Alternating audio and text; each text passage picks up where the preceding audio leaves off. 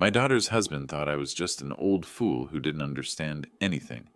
He used to sneak into my room when he thought I was asleep, rummaging through my things, looking for something valuable. But that night, when he opened my drawer to get the keys to the safe, his face first turned white as chalk and then yellow, like egg yolk. What he saw there changed his life forever. And me, I just smiled in the darkness. Before we continue, please subscribe to the channel and let us know where you are listening in the comments. The fork froze halfway to my mouth when Charlie's voice cut through our peaceful dinner conversation. So David, that safe upstairs, what kind of lock does it have? Lauren nearly choked on her water. Charlie, what kind of question is that? But Charlie's eyes stayed fixed on mine, waiting. There was something predatory in his expression that made my chest tighten. I set down my fork carefully, buying time. Just curious about home security, he continued, that practiced smile spreading across his face. You know, with all the break-ins in the area lately. What break-ins? I asked. I'd lived in this neighborhood for 15 years. The most excitement we'd had was Mrs. Henderson's cat getting stuck in a tree last month. Charlie waved his hand dismissively. Oh, you probably don't hear about them. Police keep it quiet to avoid panic. He leaned forward, elbows on my dining table. But a man your age, living alone in a house this size, you must have some serious security measures. Lauren shifted uncomfortably. Dad's always been careful about locking up. Right, but what about insurance? Charlie's voice grew more insistent. I mean, if something happened to you, God forbid, Lauren would need to know where everything important is kept, wouldn't she? The room felt smaller suddenly. I watched Charlie's face, noting how his pupils dilated slightly when he mentioned my hypothetical demise, how his fingers drummed against the table when I didn't immediately respond. I have everything organized, I said finally. Lauren knows what she needs to know.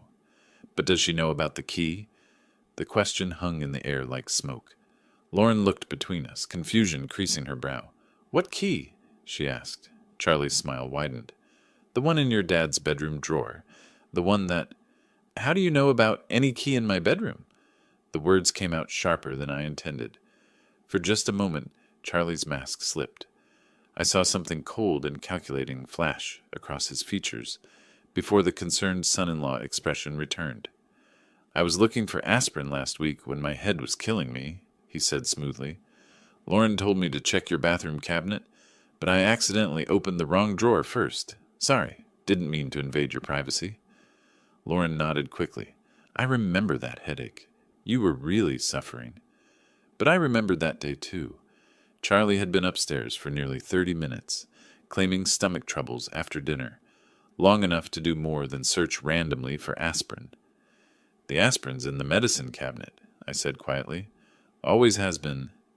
Charlie's jaw tightened almost imperceptibly. Must have been really out of it from the pain.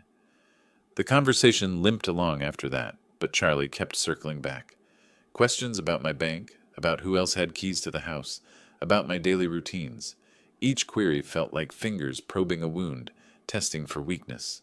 When dinner finally ended, Lauren jumped up to clear the dishes. I'll handle cleanup tonight, Dad. You cooked? I don't mind, I said, already stacking plates. It was my routine, my way of processing the day's events.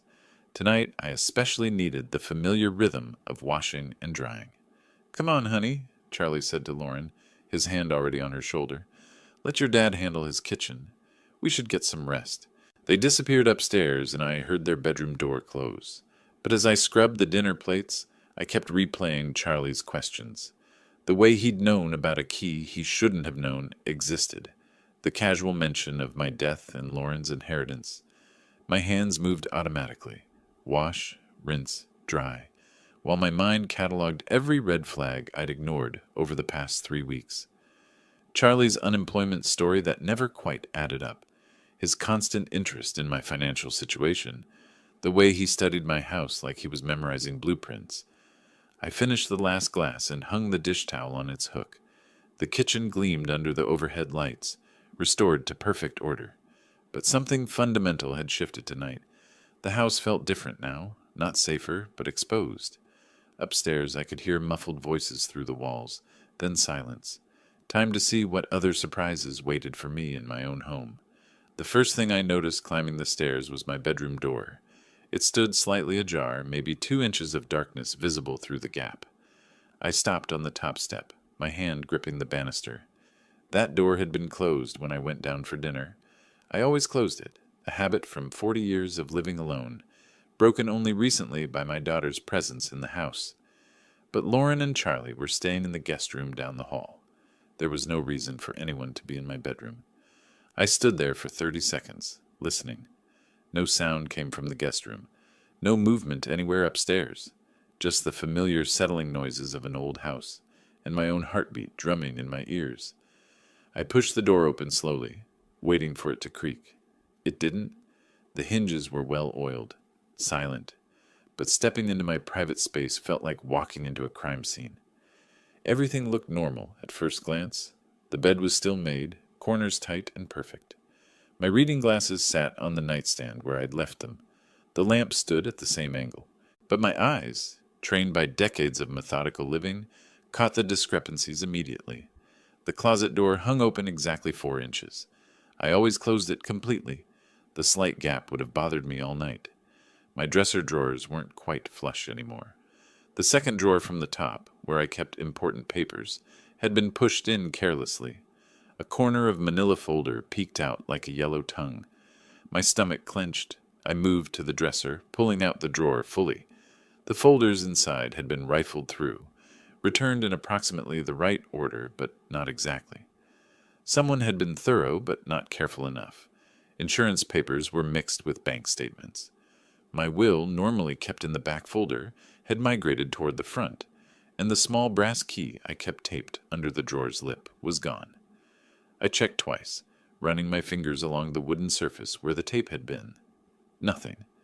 The key that opened my safe, the safe Charlie had asked about so casually at dinner, had been discovered and taken. My hands started shaking, not from fear but from rage. This wasn't random. This wasn't opportunistic. Someone had entered my private sanctuary and systematically violated it, searching for specific items. Someone who knew exactly what to look for and where to find it. I moved to the safe, a small but sturdy model, bolted inside my walk-in closet. The digital lock still worked, but that didn't matter anymore. Charlie had the key to the manual override. Standing in my closet, surrounded by decades of accumulated possessions, I felt utterly exposed. How long had he been planning this? How many times had he been in here while Lauren and I were downstairs, cataloging my belongings like items in a store? The violation went deeper than theft. This was personal, intimate. Someone had touched my private papers, had seen my financial records, had handled things meant for no one but me. The careful boundaries I'd built around my life had been crossed with surgical precision. But Charlie had made one crucial mistake. He'd assumed I wouldn't notice, that I was just another oblivious old man, too trusting and too tired to pay attention to details. He was wrong. I closed the dresser drawer carefully, leaving everything exactly as I'd found it. If Charlie thought he was operating in secret, I needed him to keep believing that. Let him think his intrusion had gone undetected. Let him proceed with whatever plan he was hatching. Because now I knew what I was dealing with. This wasn't about unemployment or temporary financial hardship. This was about theft. Premeditated, calculated theft by someone who'd spent weeks studying my routines and vulnerabilities. Someone who was sleeping down the hall with my daughter. I turned off the bedroom light and began getting ready for bed, moving through my normal nighttime routine. But every action felt different now, performed for an invisible audience. Was Charlie listening? Did he know I'd discovered his search? As I pulled back the covers, one thought crystallized in my mind. Tomorrow, I would start gathering evidence. Tonight, I would lie awake and plan. But first, I needed to know exactly what I was up against. Sleep was impossible. I lay in bed, staring at the ceiling, my mind cycling through the evening's revelations. Every small sound made me tense. The house settling, wind through the trees outside, the faint hum of the refrigerator 2 floors below. At 11:47 p.m., according to my bedside clock, I heard movement downstairs. Soft footsteps crossed the living room floor. Not Lauren's light step, something heavier, more deliberate. Charlie. I remained perfectly still, controlling my breathing, listening as the sounds moved toward the front of the house. Then, barely audible through the old house's thin floors, I heard his voice. Yeah, it's me. Everyone's asleep. A phone call. Charlie was making a phone call at midnight, speaking in whispers he thought no one could hear. I eased myself up in bed, careful not to let the mattress creak. The hardwood floor was cold against my bare feet as I moved closer to the heating vent that connected my bedroom to the living room below. Sometimes sound traveled through the old ductwork in unexpected ways. The old man's definitely loaded. Charlie's voice drifted up, clearer now. I found bank statements, investment portfolios, the whole thing. We're talking serious money here. My blood went cold. We're talking. He wasn't working alone. Tomorrow night, Charlie continued, Lauren's going to her book club meeting. She goes every Tuesday, 7 to 9. Gives us perfect timing. I grabbed my phone from the nightstand, hands trembling as I opened the voice recording app. Whatever came next, I needed evidence. I already have the safe key, Charlie was saying. Grabbed it earlier today while they were having dinner. The old fool keeps everything important in there. Cash, jewelry, probably more bank information. The bastard. I pressed record just as his voice became more animated, more confident. Look, I know you're worried about the timeline, but my gambling debts aren't going away. Those guys aren't exactly patient, if you know what I mean. This has to happen now. Gambling debts. That explained everything. The desperation, the calculated approach, the willingness to betray my daughter's trust. Charlie wasn't just an opportunistic thief. He was a desperate man, backed into a corner by his own stupidity. David's just some lonely old widower. Charlie's voice carried a sneer now. Probably grateful for the company. He has no idea what's coming. Hell, he was asking me about home security at dinner tonight. Practically handed me the information I needed. Rage built in my chest, hot and consuming. The casual dismissal in his voice. The way he reduced me to a stereotype, a easy mark. But I forced myself to stay quiet, to keep recording. The beauty is he'll never suspect family. Even if he figures out something's missing, Lauren will convince him he just misplaced stuff. You know how old people get about their memory? Old people. I was 66, not 96. My memory was sharp enough to remember every word of this conversation. Trust me, by Thursday we'll be clear. I'll tell Lauren we got a job offer in another state. Something urgent. We'll be gone before the old man knows what hit him. Charlie was silent for a moment, listening to whoever was on the other end. Then he laughed, a sound that made my skin crawl. Yeah, well, maybe he should have been more careful about who he let into his house. Life lesson, right? The call ended. I heard Charlie moving around downstairs for another minute, probably checking locks or windows. Then his footsteps on the stairs, careful and quiet. I quickly stopped the recording and slipped my phone under my pillow. The bedroom door was still slightly ajar from his earlier search. I hadn't dared fix it and reveal that I'd noticed. Through the gap, I watched his shadow pass in the hallway. The guest room door opened and closed softly.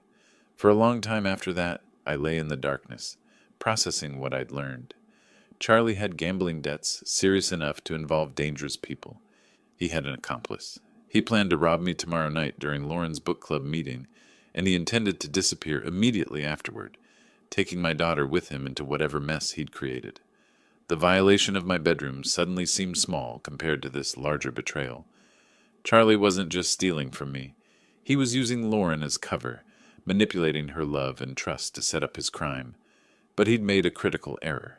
He'd assumed I was helpless, clueless, just another easy target. He had no idea that I'd spent 30 years as an insurance investigator before retirement, or that I'd dealt with plenty of desperate people trying to outsmart the system. Charlie wanted to play games with an old man? Fine. Let's see how smart he really was. Lying there in the dark, with Charlie's recorded confession on my phone, I found myself thinking back to how this all started. 3 weeks ago, when Lauren's desperate call had shattered my quiet Tuesday morning. I'd been reading the newspaper, coffee growing cold beside me, when my phone rang. Lauren's name on the screen always made me smile, but her voice that day was different, strained, frightened. Dad, I know it's early, but... She'd paused, and I could hear her struggling not to cry. Charlie lost his job last month. We've been trying to manage, but we're behind on the mortgage, and... How far behind? I'd asked immediately, already reaching for my checkbook. 3 months? Dad, I hate to ask, but could we maybe stay with you for a while? Just until Charlie finds something new? The relief in her voice when I said yes had been heartbreaking. My little girl, 32 years old, and too proud to ask for help until she had no choice. Of course she could come home. Of course I'd help. But even then, something had nagged at me about Charlie's situation. He'd worked for the same company for 8 years, Lauren had said. Good employee reviews. The layoffs had been sudden, unexpected. Yet when I'd asked Lauren for details, her answers were vague. Charlie handled the finances, she explained. He was managing the job search. She trusted him to figure it out. I should have pressed harder, should have asked more questions. 3 days later, they'd arrived with a U-Haul truck and too many boxes for a temporary stay. Lauren had hugged me tight on the doorstep, tears in her eyes, whispering thank you over and over. But Charlie had been different, cooler, his handshake firm but brief, his eyes already scanning my house with an intensity that should have alarmed me. Nice place, David, he'd said, walking through my living room like he was appraising it. Must be worth quite a bit in today's market. At the time, I'd chalked it up to natural curiosity. Now I realized he'd been calculating, evaluating, planning. During their first week, I'd tried to make them comfortable, cleared space in the guest closet, adjusted my routines to accommodate 3 people instead of 1. Lauren had settled in easily. She knew the house, knew my habits. But Charlie had asked endless questions about my neighborhood watch schedule, about which neighbors were home during the day, about my banking habits, my shopping routines, whether I kept cash in the house. All perfectly innocent questions from someone trying to adjust to a new living situation. Except they weren't innocent at all. I remembered the morning he'd offered to drive me to the bank. Save you a trip? He'd said. I need to update my address with unemployment anyway. But at the bank he'd lingered near the teller window, watching as I made my deposit. Asked casual questions about my account types, my safety deposit box. Red flags I'd ignored because I wanted to trust my daughter's husband. Because Lauren loved him, and I loved Lauren. The gambling should have been obvious, too. Charlie's phone rang constantly, calls he always took in private, stepping outside or into another room. He'd claimed it was potential employers, networking contacts, but I'd noticed how his mood shifted after these calls. The tension in his shoulders, the way he'd pace afterward, and the mail. Financial statements addressed to Charlie had been arriving at my house for 2 weeks. Credit card companies, collection agencies. I'd assumed they were just updating his address after his job loss. Now I understood they were dunning notices, final demands, threats. Lauren knew none of this. She trusted Charlie completely, took his explanations at face value. When he said he was handling their finances, she believed him. When he said the job market was tough, but he had prospects, she supported him. She had no idea her husband was drowning in gambling debt, had no clue that her childhood home was being surveilled like a target. My trusting, loving daughter was being used as the perfect cover for theft. The thought brought me back to the present moment, to my dark bedroom, and the weight of Charlie's recorded confession on my phone.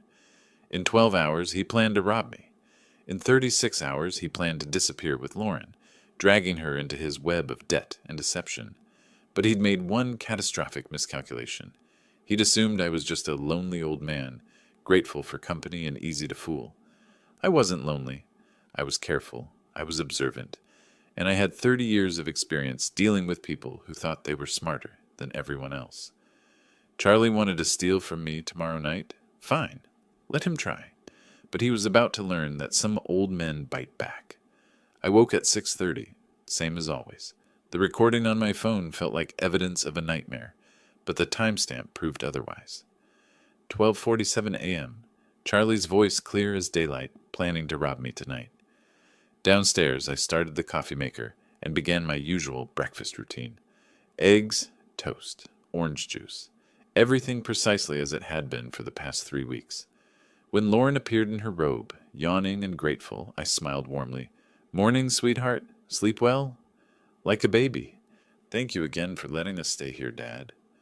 Charlie appeared 20 minutes later, hair still damp from the shower. He looked rested, confident, a man with a plan. Beautiful morning, he said, settling into his chair. What's everyone got planned for today? I set his coffee down carefully. Oh, the usual. Might run some errands later. Charlie's eyes sharpened slightly. What kind of errands? Just odds and ends. Hardware store, maybe the bank. I watched his reaction. A tiny muscle twitched near his left eye. Nothing exciting. The bank? Charlie leaned forward. Everything okay financially? Lauren laughed. Dad's always been paranoid about checking his accounts in person. Old habits. Not paranoid, I corrected mildly. Careful. You can't be too careful these days. Charlie nodded too enthusiastically. Absolutely right. Identity theft, online scams. It's a jungle out there for someone your age. Someone my age. There it was again, that casual dismissal, wrapped in false concern. Speaking of careful, Charlie continued, I've been thinking about your home security. This neighborhood seems pretty quiet, but you never know. It's perfectly safe, Lauren interjected. Dad's lived here 15 years without problems. But Charlie wasn't listening to his wife. His attention stayed locked on me. Still, a man living alone. Valuable things in the house? It pays to be prepared. You mentioned that safe upstairs. Is that where you keep important documents? I took a slow sip of coffee, considering my response. Some things, yes. What about cash? I mean, if the banks went down or something happened, it's smart to have emergency funds readily available. The audacity was breathtaking. He was sitting at my breakfast table, eating food I'd prepared, asking me to inventory my assets for his convenience. I have what I need, I said simply. Charlie tried a different approach. You mentioned being a heavy sleeper last week. That's good. I worry about older folks who can't get proper rest. I hadn't mentioned any such thing, but I nodded anyway. Oh yes, once I'm out, I'm dead to the world, especially lately. I've been so tired in the evenings. That's normal at your age, Charlie said. Your body needs more rest. Lauren shot him a look. Charlie, that's rude. No, he's right, I said quickly. I usually take something to help me sleep. Knock me right out until morning. Charlie's posture relaxed noticeably. Perfect. Let him think I'd be unconscious and helpless tonight. Well, I should let you folks plan your day, I said, standing to clear the dishes. I'll probably turn in early tonight. All this family activity has me more tired than usual. That sounds perfect, Dad, Lauren said. You deserve rest. Charlie helped carry plates to the kitchen, and I caught him glancing toward the stairs, toward my bedroom, calculating, planning. You know, he said casually, I might stay up late tonight, watch some TV in the living room. I'm a bit of a night owl. Of course he was. I smiled and nodded. Make yourself comfortable. The remote's on the coffee table. After breakfast, Charlie announced he needed to make some calls about job prospects. Lauren decided to organize their belongings in the guest room. I had my window. I think I'll run those errands now, I told them. You two enjoy some quiet time together.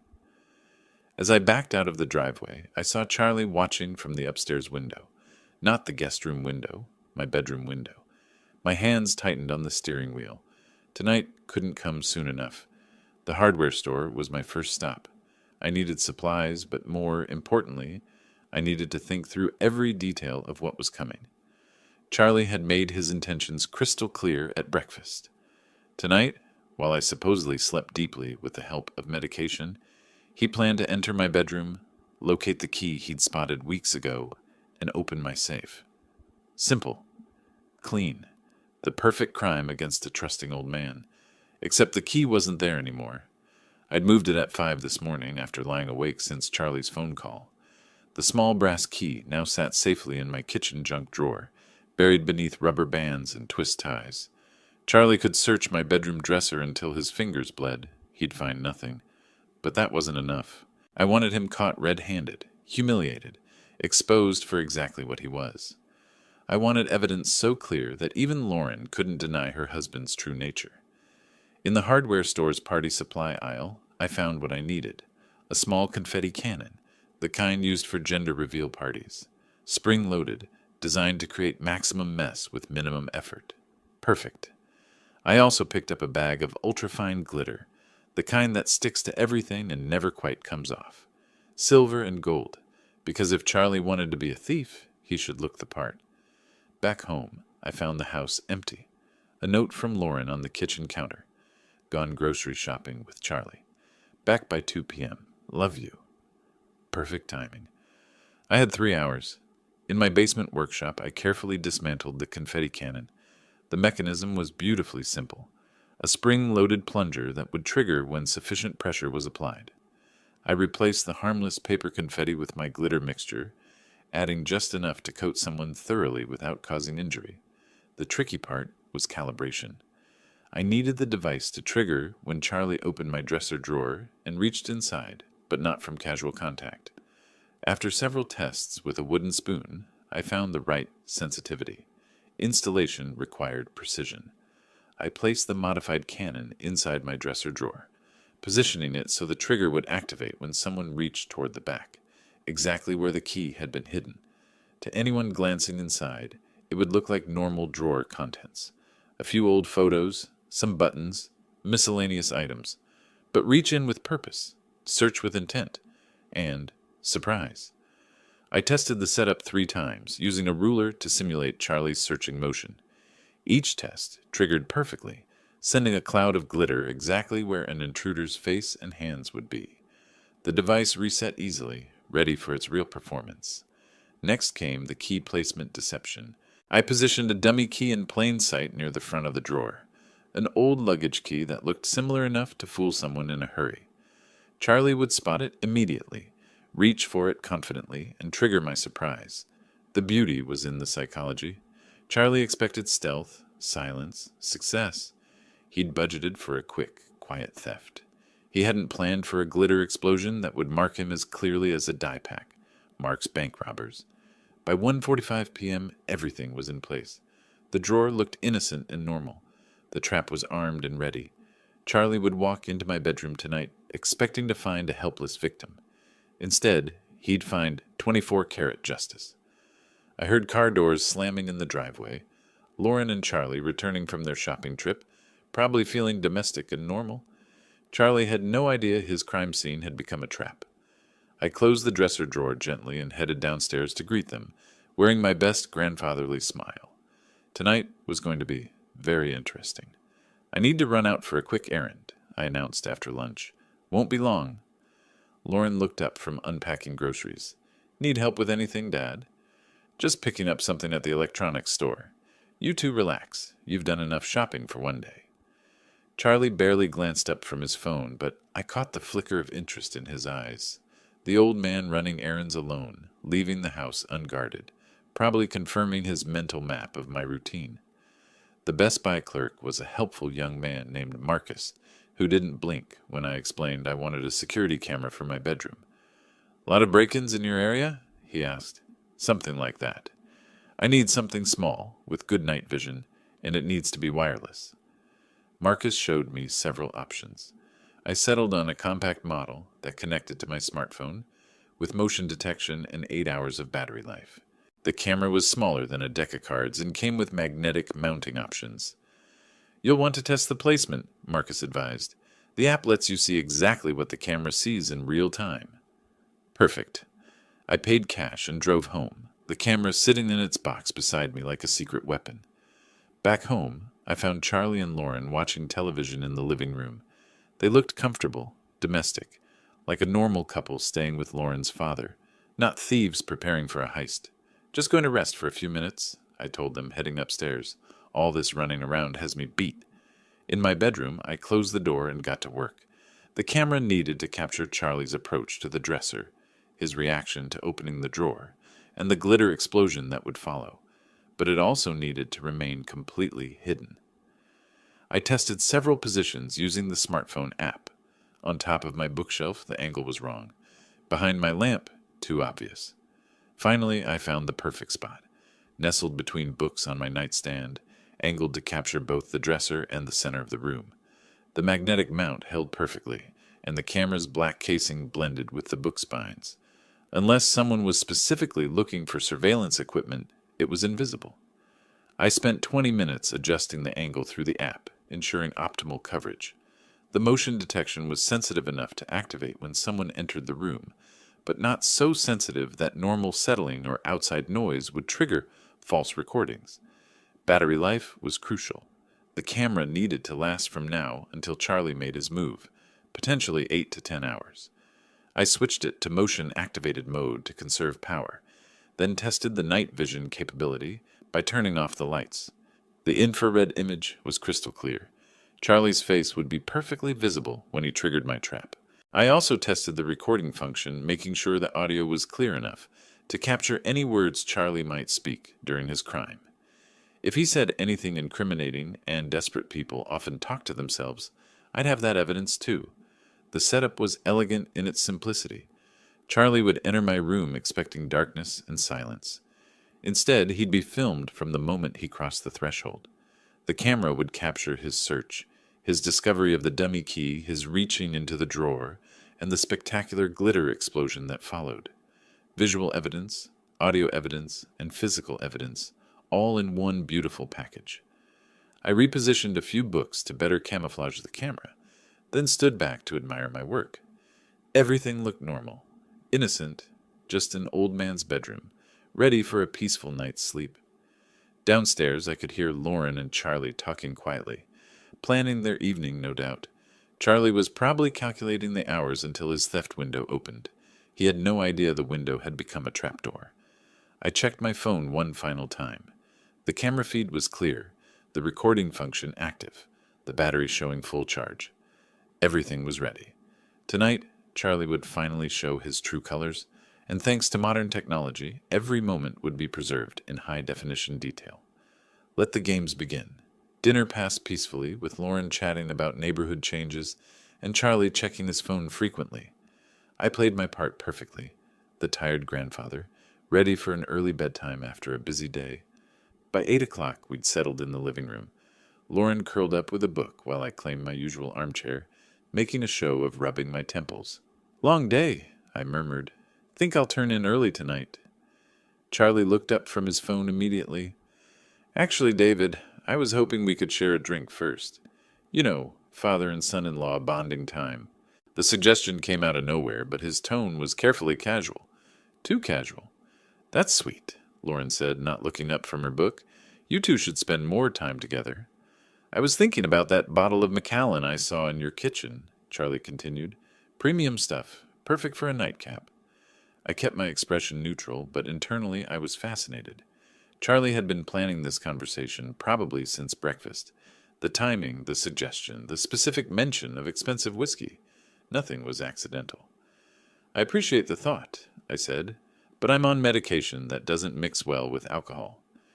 Charlie's smile tightened almost imperceptibly. "Come on, one small glass won't hurt. We're practically family." "Really, I should avoid it entirely." "Dad's right," Lauren chimed in. "The doctor was very specific about his blood pressure medication." But Charlie wasn't giving up easily. "What about just a toast, then? A tiny sip to celebrate." He paused, searching for something to celebrate. "To family." The persistence was telling. A normal person would have accepted my first refusal, graciously. Charlie was pushing because he needed me to drink something specific, something that would ensure I slept deeply tonight. "I tell you what," he said, standing up. "I'll pour myself a glass, and we can just sit and talk. No pressure for you to drink." He disappeared into the kitchen before I could object. I heard cabinet doors opening, the clink of glass. When he returned, he carried 2 tumblers, one with amber liquid, one empty. "Changed my mind," he said, settling back onto the couch. "Poured you just a splash. For the toast. Barely a teaspoon." He held out the second glass. The whiskey inside caught the lamplight, looking innocent enough. But I'd investigated insurance fraud for 30 years, and desperate people always got sloppy. "Charlie, I really can't." "One tiny sip," he insisted. "Lauren, tell your father one sip won't kill him." Lauren looked between us, sensing tension she couldn't identify. "If Dad says no, maybe you should respect that." Charlie's jaw tightened. For just a moment, his mask slipped completely. I saw frustration, calculation, and something close to panic flicker across his features. "You know what?" I said, standing carefully.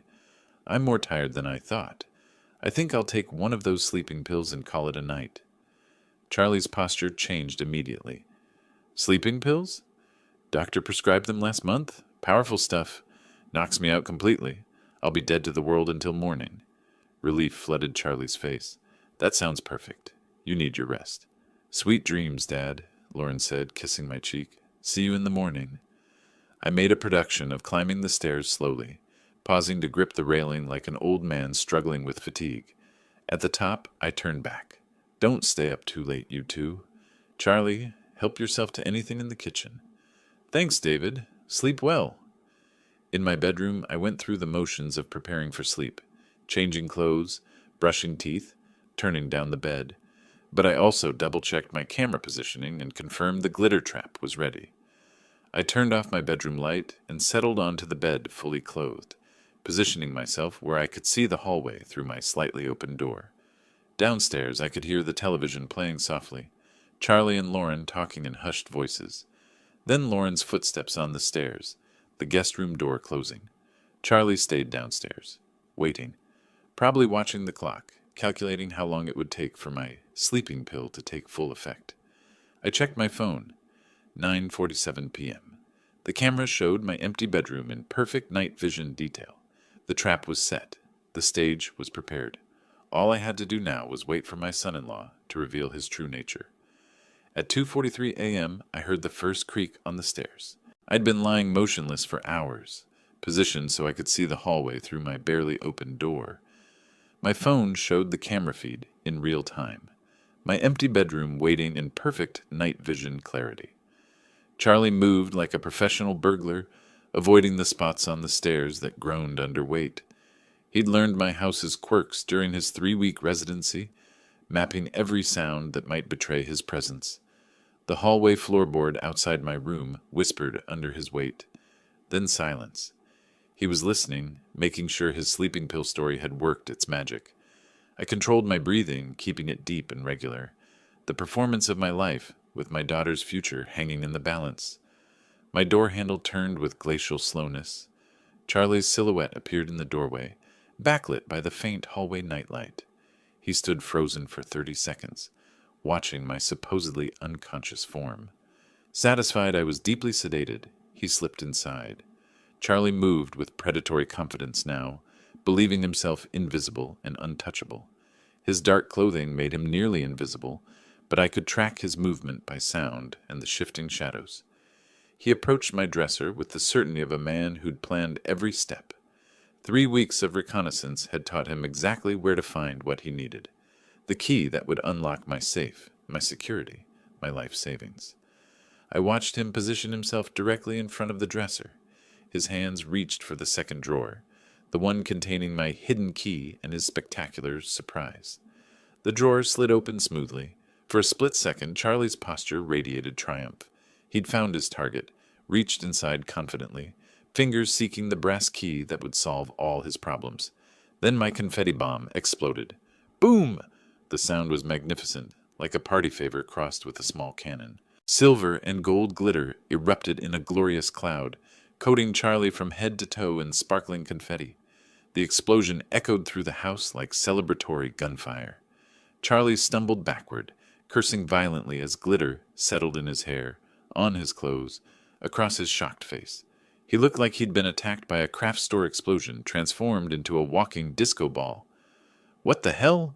he gasped, brushing frantically at the glitter that clung to everything. I performed my awakening with Academy Award precision, sitting up with startled confusion. "What on earth?" I called out, reaching for my bedside lamp. "What was that noise?" Light flooded the room, revealing Charlie in all his glittering glory. He stood frozen beside my dresser, covered head to toe in festive confetti, holding the dummy key I'd placed as bait. "Charlie?" I blinked with theatrical bewilderment. "What are you doing in my bedroom?" He opened his mouth, closed it, opened it again. Glitter fell from his hair like holiday snow. I heard a noise," he stammered. "Thought someone might be breaking in." "Breaking in?" I glanced around my room with apparent confusion. "And you ended up sparkling?" Charlie looked down at himself, finally grasping the full extent of his transformation. He resembled a rejected Christmas ornament, silver and gold glitter clinging to every surface of his body. There was some kind of trap, he said weakly. "Trap?" I tilted my head innocently. "In my bedroom?" From down the hall came the sound of feet hitting the floor. Lauren, awakened by the explosion, was coming to investigate. Charlie's eyes widened with panic. "How do you explain being covered in craft supplies while robbing your father-in-law at 3 a.m.? "David, what's happening?" Lauren's voice carried worry and growing alertness. Charlie opened his mouth desperately, but no believable explanation emerged. He was caught, literally red-handed, or rather glitter-handed, in the act of betraying our family. I allowed myself the smallest smile as footsteps approached down the hallway. Justice, it turned out, was beautifully sparkly. "Dad? Are you okay?" Lauren appeared in the doorway, tying her robe belt with quick, worried movements. Then she stopped dead, taking in the scene before her. Me sitting up in bed, apparently confused and concerned. Charlie standing beside my open dresser drawer, covered from head to toe in glittering confetti, like he'd been dipped in a craft store. "What in the world?" Lauren's voice caught. "Charlie? Why do you look like a Christmas decoration?" Charlie's mouth opened and closed soundlessly. Glitter drifted from his hair with each movement, settling on my bedroom carpet like festive snow.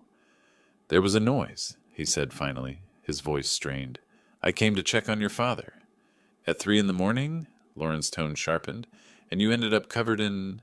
what is that, glitter?" "Some kind of security device," Charlie said quickly, brushing frantically at his sparkling clothes. "It went off when I opened the drawer." Lauren's eyes moved from Charlie to the open dresser drawer, then to me. "Dad, do you have security devices in your furniture?" I maintained my expression of elderly confusion. "Not that I know of, sweetheart. I was sound asleep until that explosion woke me up." "Then why were you in his dresser drawer, Charlie?" Lauren's voice carried a new edge I'd never heard before. Protective. Suspicious. Charlie's story began crumbling in real time.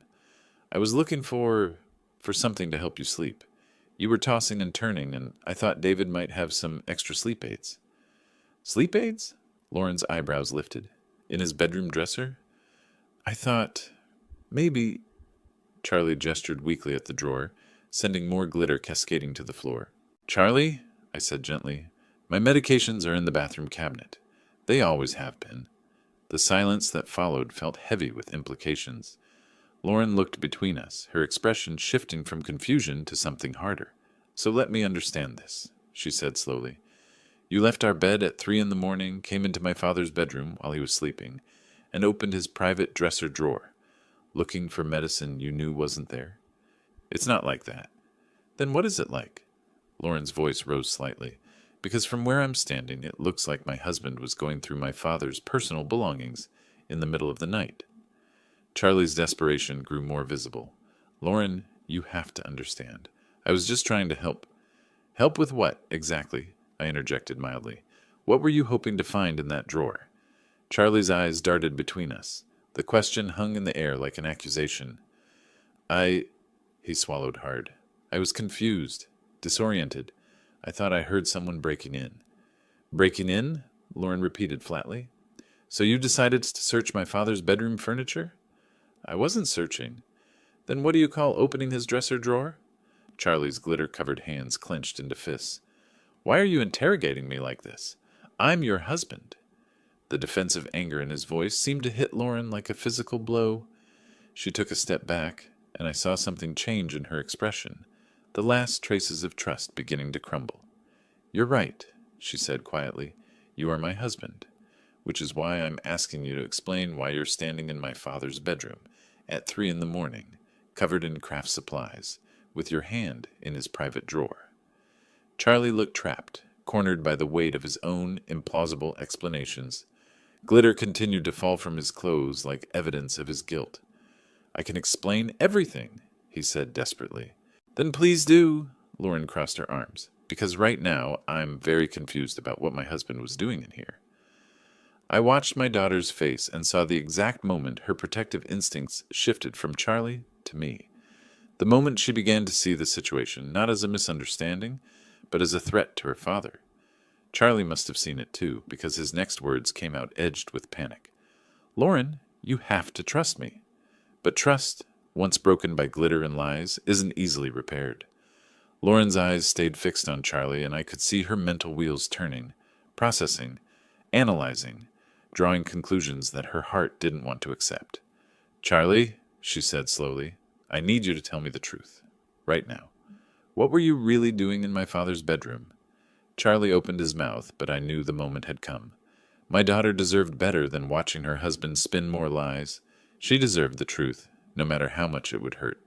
"Lauren," I said gently, reaching for my phone on the nightstand, "there's something you need to hear." Charlie's face went white beneath the glitter. "David, don't." "Don't what?" Lauren's voice sharpened dangerously. "Don't what, Charlie?" I found the recording from 2 nights ago and held up my phone. "Sweetheart, I recorded something last night. A phone conversation. I think you should listen to it." "No," Charlie said quickly.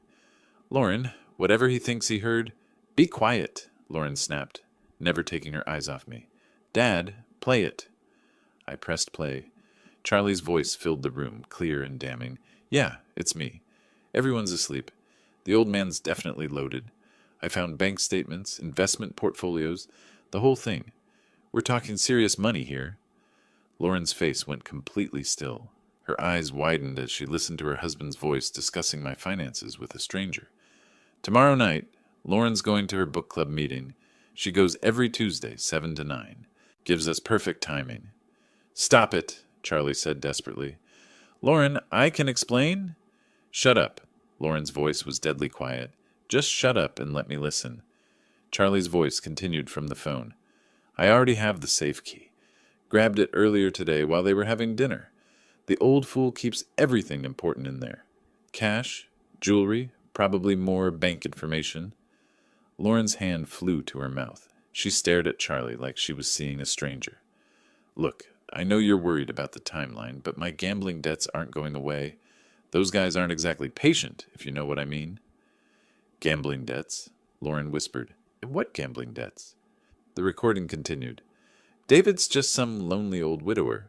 Probably grateful for the company. He has no idea what's coming."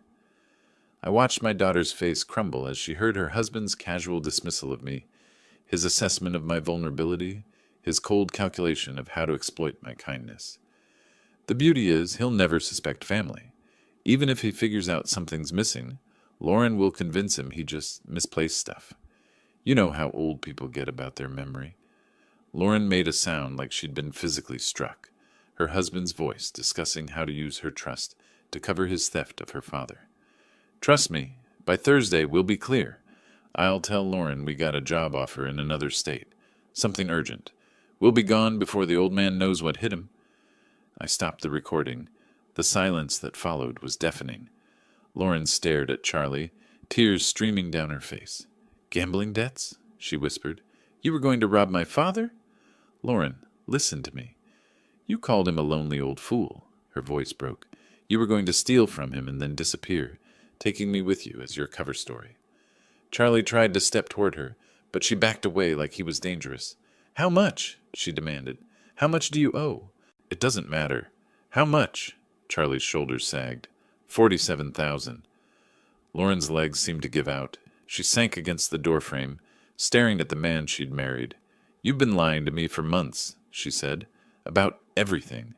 The job loss, our finances, why we really needed to stay here. I was trying to protect you. By planning to rob my father?" Lauren's voice rose to a shout. "By using me as your alibi, while you destroyed the man who raised me?" Charlie tried once more. "Lauren, we can work this out." "No." Lauren straightened and I saw steel enter her spine. "No, we can't. You planned to victimize my father. You called him names. You were going to let me believe he was losing his memory while you stole from him." She looked at Charlie with disgust. "Get out." "Lauren, get out of my father's house. Now." For the first time since I'd known him, Charlie had nothing to say. Charlie stood there for another 10 seconds, glitter still falling from his hair like tarnished snow. Then something in Lauren's expression, pure protective fury, finally convinced him that his marriage was over. "This isn't finished," he said, his voice turning ugly. "Half of everything we own is mine. I'll get my share." "You mean half of our debt?" Lauren's voice was ice cold. "Because that's all we have, Charlie. Debt. Gambling debt that I knew nothing about. I'll fight you in court." "With what money?" Lauren stepped closer to him, and I was proud to see she wasn't backing down. "You just admitted you owe $47,000 to dangerous people. What exactly are you going to fight me with?" Charlie's bravado crumbled. He looked at me with something approaching hatred. "This is your fault, old man. You turned her against me." "No," Lauren said firmly. "You did that yourself. When you decided to plan a robbery instead of asking for help? When you called my father names? When you lied to me for months? Charlie tried one last desperate approach. Lauren, we're married. We took vows. You broke those vows when you planned to commit a felony against my family. Lauren pointed toward the door. Get your things and get out. Now. I watched Charlie realize that his con was truly over. No more manipulation, no more lies, no more playing the victim. Lauren had heard his own words condemn him. He left the room without another word, tracking glitter through my house like a trail of evidence. We could hear him in the guest room, throwing clothes into bags with bitter violence. Lauren sank into my bedside chair, looking exhausted. Dad, I'm so sorry, she whispered. I brought him into your home. I put you in danger. Sweetheart, you couldn't have known. I should have seen the signs, the phone calls, the way he asked questions about your money. She looked up at me with tear-filled eyes. How long have you known? Since the night before last. I heard that phone call and knew I had to protect both of us. Lauren managed a weak smile. The glitter bomb was genius. I wanted him caught red-handed, or should I say glitter-handed. That earned me a genuine laugh, even through her tears. Charlie reappeared in the doorway with 2 hastily packed bags, still sparkling like a defeated party favor. Lauren, leave your key on the kitchen counter, she said without looking at him. Don't contact me. My lawyer will contact yours. Charlie opened his mouth to argue, then seemed to realize the futility. He walked away, and a minute later we heard the front door slam. Lauren and I sat in silence for a few moments, listening to Charlie's car start and drive away into the night. Can I stay here? Lauren asked quietly, just until I figure things out. Sweetheart, this is your home for as long as you want it. 3 months later, I was making coffee when Lauren came downstairs, dressed for her new job at the local library. She'd taken to morning routines with the same methodical precision I'd always admired. Morning, Dad. Morning, sweetheart. Sleep well? Like a baby. She poured herself coffee and settled at the kitchen table. Any regrets about the great glitter trap of March? I chuckled. Only that I didn't film his face when it exploded. Lauren's divorce had been finalized 2 weeks ago. Charlie had contested nothing. Hard to argue property division when you're facing potential criminal charges and $47,000 in gambling debt. Library busy today? I asked. Story time at 10, then I'm helping Mrs. Patterson research her genealogy? Lauren smiled. I love it there. Quiet, peaceful, full of people who actually appreciate books. She paused at the door. Thank you, Dad, for protecting me, for handling everything so elegantly. Thank you for trusting me when it mattered most. After she left, I sat in my kitchen, sipping coffee and reading the newspaper. The house felt peaceful in a way it hadn't for months. No tension, no lies, no one calculating how to exploit my kindness. My phone buzzed with a text from Lauren. Forgot to mention, Mrs. Henderson asked if you'd help her install a security system. Apparently word got around about your innovative home protection methods. I laughed out loud. Maybe I should patent the confetti bomb approach to home security. Outside, spring was settling over Coeur d'Alene.